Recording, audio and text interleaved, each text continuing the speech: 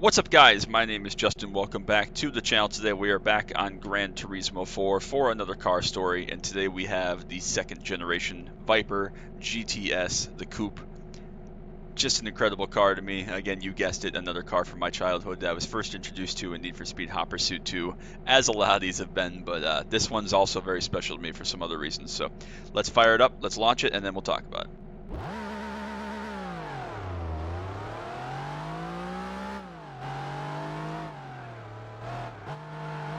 So obviously this car is quite notable for being so raw. I mean, the original Viper was like nothing that had ever been seen, especially since the Cobra, essentially, of the 60s. But just an incredible car. Obviously V10 power from Dodge at this era. Produced somewhere between 400 and 450 horsepower, depending on model, but that was a ton for back in the day. And again, the car with no traction control, no ABS, no driver aids at all. Nothing to like make you feel comfortable in the car. It was a driver's car, a purist car, and lives up to it, lives up to the Viper name, really. Just an incredible car, and to this day, of the 5 or 6 generations of Viper there have been, this one is my favorite personally. I just love the looks of this car. Again, probably a little bit biased with coming from Need for Speed Hot Pursuit 2, but the front of this car with the big slits for headlights just look like Viper eye or Cobra eyes, snake eyes, whatever. I think they look really, really menacing, really intimidating. The back of this car, I think, just smooths so well. It's so flowy. Kind of the bubble-shaped tail lights, and then directional turn signals and reverse lights, and then, of course, the famous Viper emblem on the back that lights up red as your third brake light. So unique, so special. The car sounds absolutely amazing. In real life, it's insane. I've never ridden or driven in one, unfortunately, but seen several in real life up close, and they are just beasts of car. Obviously, the huge long front end holding that V10 is, telling you that this car means business. It's so incredible, so unique. Nothing really like this has ever quite been tried with a front engine V10 before in a sports car. No one's ever been brave enough to try it. Obviously, these days you can't really make cars without traction control, without ABS, without anything like that, per the U.S. government car regulations for a mass-produced car.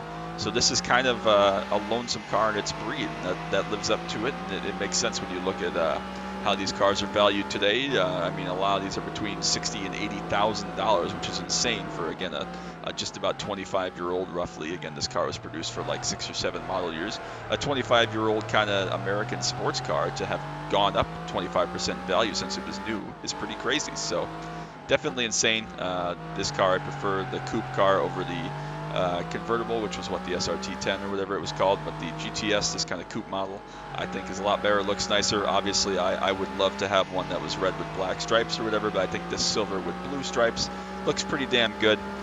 Definitely a very special car, a very beautiful car, and a car that definitely you can't miss if you see it going by you on the street. So they did away with the second gen with the side exhausts, so you got the dual exhaust coming out of the center and the back. They did away with the side exhaust because of noise, because of other things. People were burning themselves on them when they got out of the car, so something that definitely made the first gen a little bit more raw, but they did away with for the second gen and beyond, but still plenty cool. I think they might have gone back to side exhaust at some point with like the 2005 or something, the Comp Coupe, but maybe I'm mistaken. Again, not a Viper expert. And again, this car to me is special right along the the Mustang Cobra R, the Termi Cobra, the C5 Z06, like all that kind of same era.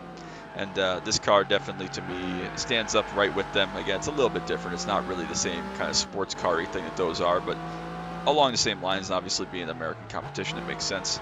And again, this car just an incredible driver's car, and not the same nostalgia and love for me as the C5 Z06, but definitely something that is absolutely insane, and honestly something that I'd be a little bit scared of if I owned it and drove it. So it's definitely an insane piece of machinery, definitely something that you have to treat with a lot of respect and with love. And I've heard that they're pretty easy to work on. Doug DeMuro owned, I think, a 97 at one point. I'm sure some other notable car YouTubers and journalists and stuff have owned these cars.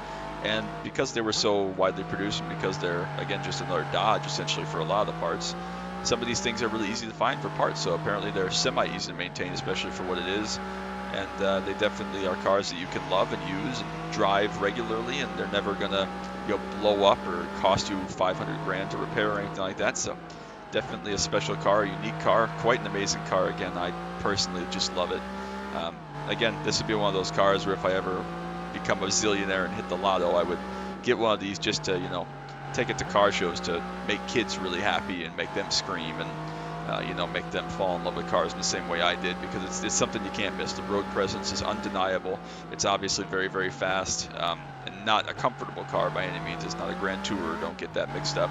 Just because it's a coupe and, you know, has all these things in it, it's not comfortable. It's not something that you want to drive regularly. It's not something that you just take with you on a road trip across the country. But it's special. It's brutish, and it definitely has its place in history. So all the Vipers are crazy, but this is my personal favorite one. And although obviously they got faster and more performance oriented, and they went on to go incredible things in the racing world, this Gen 2 Viper, the Chrysler Viper, with the Orica team and Zach Speed and other teams there, really well known, dominated the world stage for quite a while with wins that, you know, like Le Mans, Daytona, Sebring, Petit Le Mans, etc. So definitely this car got around as far as the world racing stage, and definitely is one of the most recognizable cars in the history of certainly American manufacturing, but maybe in the world. So definitely a very incredible, cool, special car, and I'm just very blessed to have the opportunity to drive it here today, talk about it a little bit, and relive some great memories from my childhood. So I hope you have a wonderful day. I hope you're enjoying these Gran Turismo 4 car videos.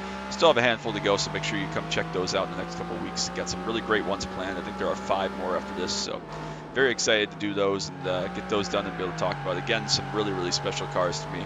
And I have a very special video planned for the last one, so make sure you keep an eye out for that. So hope you all are having a wonderful day. Make sure you drop that like, sub down below. Again, don't want you to miss anything from the rest of the Gran Turismo 4 car stories, iRacing content, Camaro content, track day content, other racing games, anything else I may do. I appreciate you all so very much, and I hope you're having a wonderful day. But until next time, as always, bye-bye.